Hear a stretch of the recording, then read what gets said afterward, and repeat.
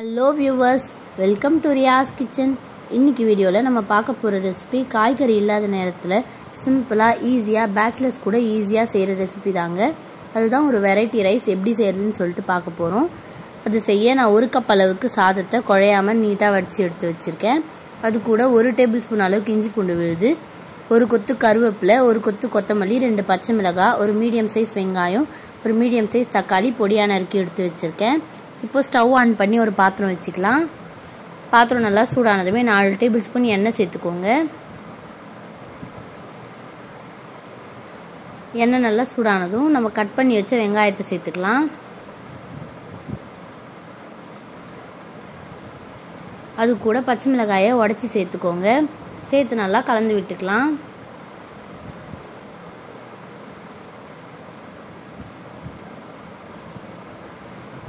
இப்போ கருவேப்பிலையை சேர்த்து கலந்து விட்டுக்கோங்க. இப்போ 1 டேபிள்ஸ்பூன் இஞ்சி பூண்டு விழுது சேர்த்து கலந்து விட்டுக்கலாம். பச்சை வாசனை போகிற அளவுக்கு நல்லா கலந்து விட்டுக்கோங்க.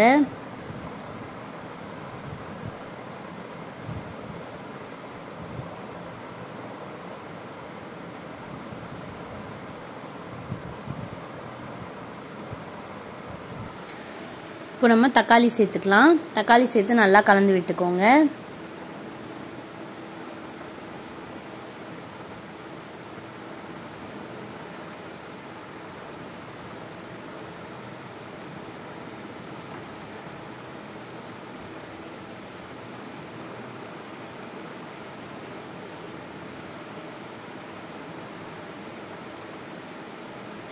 இப்போ நம்ம ஸ்பைசஸ் ஆட் பண்ணிக்கலாம். 1/4 டேபிள்ஸ்பூன் மஞ்சள் தூள், 1/4 டேபிள்ஸ்பூன் மிளகாய் தூள், 1/4 டேபிள்ஸ்பூன் மிளகுத்தூள், 1/2 tablespoon garam masala, 1/4 tablespoon salt சேர்த்து நல்லா கலந்து விட்டுக்கலாம். பச்சை வாசனை போகிற அளவுக்கு நல்லா கலந்து விட்டுக்கோங்க. இப்போ 1 கப் அளவுக்கு சாதத்தை சேர்த்து நல்லா கலந்து விட்டுக்கலாம். எல்லாமே நல்லா மிக்ஸ் ஆகி வர அளவுக்கு கலந்து விட்டுக்கோங்க.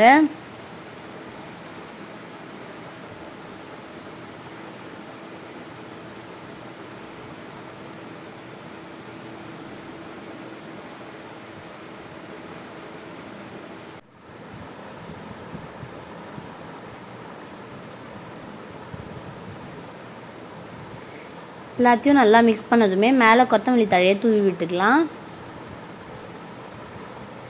கொத்தமல்லி தழையை தூவிட்டு நல்லா கலந்து விட்டுக்கோங்க.